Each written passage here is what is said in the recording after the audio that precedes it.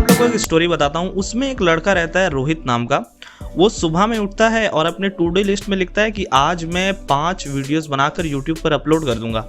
उसके बाद वो क्या करता है, ब्रश वगैरह करता है, अपने कंप्यूटर पर आकर बैठता है और एक वीडियोस को बनाता है, एडिट वगैरह करता है और यूट्यूब पर अपलोड भी कर देता है।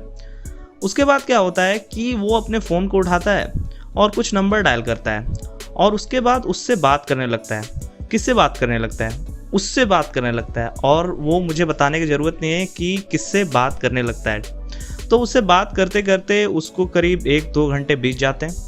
ऐसे करके समय निकल जाता है। उसके बाद उसके दोस्तों का फ़ोन आता है और उसके दोस्त कहते हैं कि चलो शाम को आज बाहर निकल आए, घूमेंगे, आज यहाँ चलेंगे। तो वो कहता है कि चलो ठीक है। और इसी तरह से पूरा दिन निकल जाता है और रात में जब आकर वो टू डू लिस्ट को देखता है अपने, तो उसमें सिर्फ एक वीडियो ही कंप्लीट हुआ रहता है, एक वीडियो ही अपलोड हुआ रहता है। उसके बाद वो सिंपल सा जाकर सो जाता है।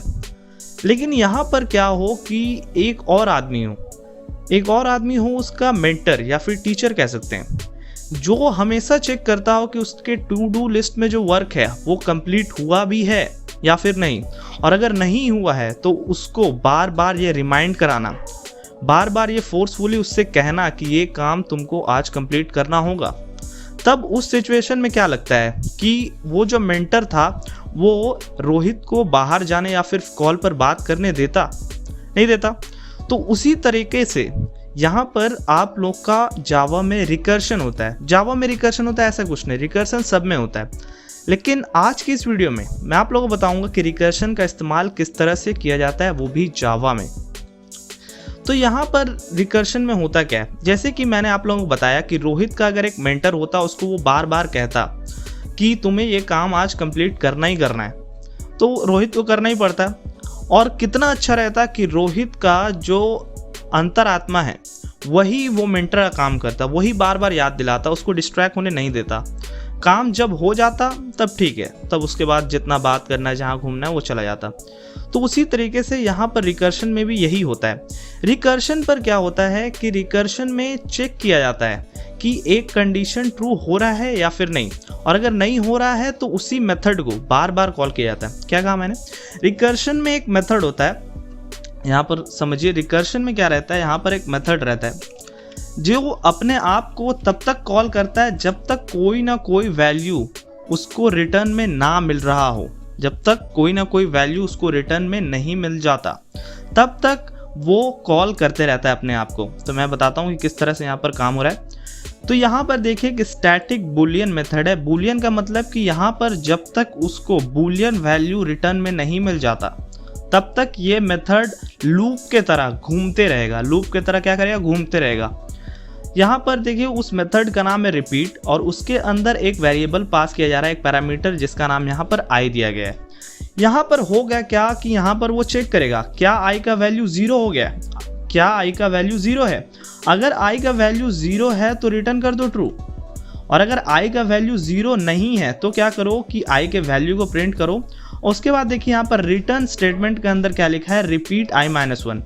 ये लिखने से क्या हुआ, रिपीट i-1 लिखने से क्या हुआ, रिपीट लिखने से ही क्या हुआ कि आपका ये वाला मेथड वापस से स्टार्टिंग से कॉल होना स्टार्ट हो जाएगा।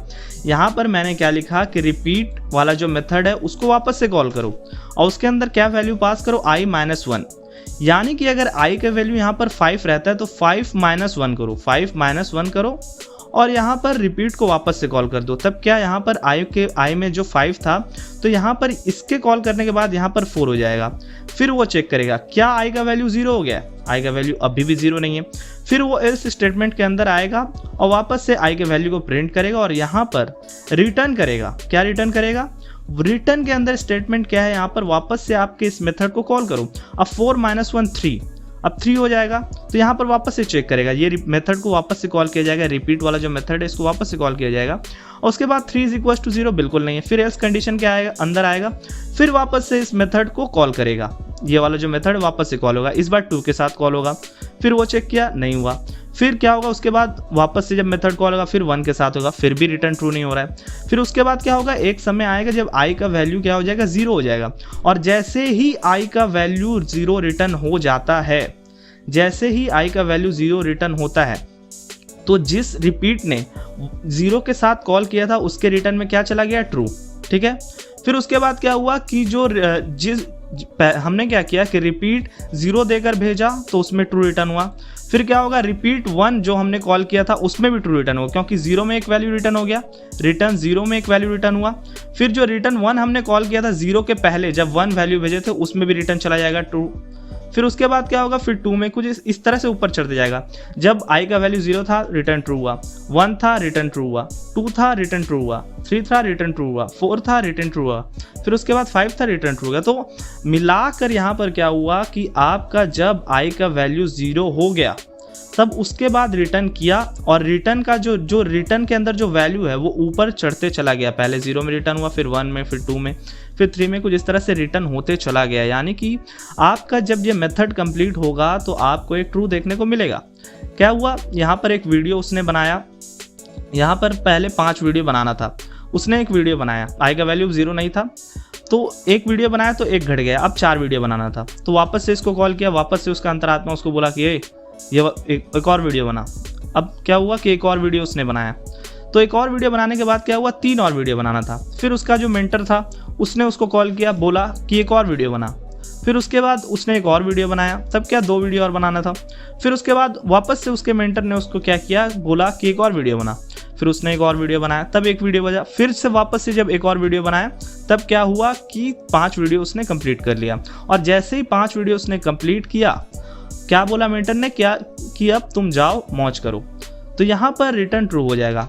तो यहाँ पर देखिए हमने क्या किया, यहाँ पर हमने एक बूलियन नाम के एक वेरिएबल को बनाया जिसका नाम है s, और उसके अंदर हमने इस मेथड को कॉल किया है। ये मेथड कौन सा वैल्यू रिटर्न करेगा, ये मेथड रिटर्न करेगा यहाँ पर बूलियन वैल्यू जिसमें ट्रू ही रिटर्न होगा, ट्रू ही रिटर्न होने वाला है यहाँ पर। क्यों, क्योंकि यहाँ पर एक समय आएगा ही जब i का वैल्यू, अगर हम लोग यहाँ पर पॉजिटिव इंटीजर भेज रहे हैं 0 से लेकर के जितना भी आप भेज रहे हैं, तो एक समय आएगा ही कि i का वैल्यू यहाँ पर 0 हो जाएगा और यहाँ पर रिटर्न ट्रू हो जाएगा। तो यहाँ पर s में क्या हो जाएगा, 5 अगर आपने भेजा तो कितना बार कॉल होगा, 5 बार ये कॉल होगा, और उसके बाद यहाँ पर इसका s में वैल्यू क्या आ जाएगा, ट्रू। अगर s का वैल्यू ट्रू हो जा रहा है तब यहाँ पर आप इसको प्रिंट करा रहे हैं, यहाँ पर जाओ गप्पे लड़ाओ, मतलब जिससे बात करना बात करो, मौज करो। तो यहाँ पर वही हो रहा है। अब यहाँ पर हुआ क्या, दरअसल यहाँ पर ये एक तरह से लूप की तरह काम किया है। तो अब आप बोलेंगे कि यहाँ पर हम लोग फॉर लूप का इस्तेमाल कर सकते थे, वाइल लूप का इस्तेमाल कर सकते थे, डू वाइल लूप का इस्तेमाल कर सकते थे, लेकिन यहाँ पर क्या होता है कि अगर आप रिकर्शन का इस्तेमाल करते हैं तो यहाँ पर टाइम कॉम्प्लेक्सिटी घटता है और ये बहुत इफिशियंटली वर्क भी करता है, और इसको डीबग करना भी आसान रहता है। कुछ गलती हुआ है तो इसको आप इजीली ढूंढ सकते हैं यहाँ पर क्या गलती वगैरह हुआ। और यहाँ पर एक और फ़ायदा ये रहता है कि यहाँ पर जो for loop, do while loop ये सब रहता है वो बहुत सारे सिचुएशन में काम नहीं आता है, लेकिन ये जो रिकर्शन है ये मतलब बहुत ही इफ़ेक्टिव वे है बहुत हार्ड प्रॉब्लम्स को सॉल्व करने का। यहाँ पर ये बहुत इजीली सॉल्व कर सकता है। जब आप रिकर्शन में घुसेंगे, रिकर्शन एडवांस सीखेंगे, तब आप लोगों को इसके वैल्यू पता चलेगा। मैं वापस से आपको एक बार रन कर दिखा देता हूँ, वापस से रन कर दिखा देता हूँ। तो इसको मैं यहाँ पर रन करता हूँ, इसको मैं एक काम करता डिलीट करता हूँ, वापस से यहाँ पर इसको रन करता हूँ। तो यहाँ पर देखिए 5 4 3 2 1, और जैसे ही 0 हुआ तो उसने क्या रिटर्न किया था, ट्रू रिटर्न किया था। और यहाँ पर s का वैल्यू ट्रू हुआ तो यहाँ पर देखिए जाओ गप्पे लड़ाओ, यहाँ पर आपका मैसेज देखने को मिल रहा है।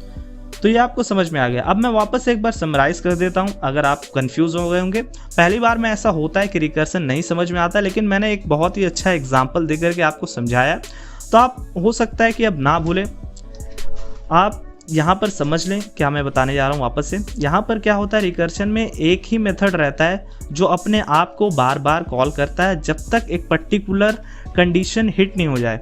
कोई कंडीशन हिट हो या फिर नहीं हो, लेकिन उसको एक रिटर्न वैल्यू मिलना चाहिए। जैसे कि इस कंडीशन के अंदर ये कंडीशन जब ट्रू होगा तभी एक रिटर्न वैल्यू उसको मिल रहा है जो कि है ट्रू। और रिकर्शन में क्या होता है कि मेथड अपने आप को तब तक कॉल करते रहता है जब तक उसको रिटर्न वैल्यू ना मिल जाए। रिटर्न वैल्यू यहाँ पर बूलियन है, मेथड तो बूलियन है, इंट रहता तो इंट, स्ट्रिंग रहता तो स्ट्रिंग। तो रिटर्न जब तक नहीं हो जाए तब तक ये लूप के तरह घूमता चला जाएगा। तो आज की इस वीडियो के लिए बस इतना ही, मिलते हैं इसकी नेक्स्ट वाली वीडियो में। तब तक के लिए मैं आप लोगों को एक चीज़ दिखाना चाहूँगा, आप लोग अभी वीडियो छोड़कर ना जाएं। यहाँ पर यह है पूरा प्लेलिस्ट जिसके अंदर वीडियो सब डल चुके हैं। बहुत ही शॉर्ट में और बहुत ही ईजी वे में आप लोगों को यहाँ पर जावा सीखने को मिलेगा। अगर आपके हाथ में समय कम है, आपको किसी चीज़ में पार्टिसिपेट करना और जावा का नॉलेज चाहिए आप लोगों को, तो यहाँ से आप पूरा नॉलेज लेकर जा सकते हैं। बहुत ज़्यादा समय आप लोग का नहीं लगने वाला है, आप लोग बहुत ईजिली यहाँ पर सब कुछ सीख जाने वाले हैं। तो आज की इस वीडियो के लिए बस इतना है, मिलते हैं इसकी नेक्स्ट वाली वीडियो में। तब तक के लिए गुड।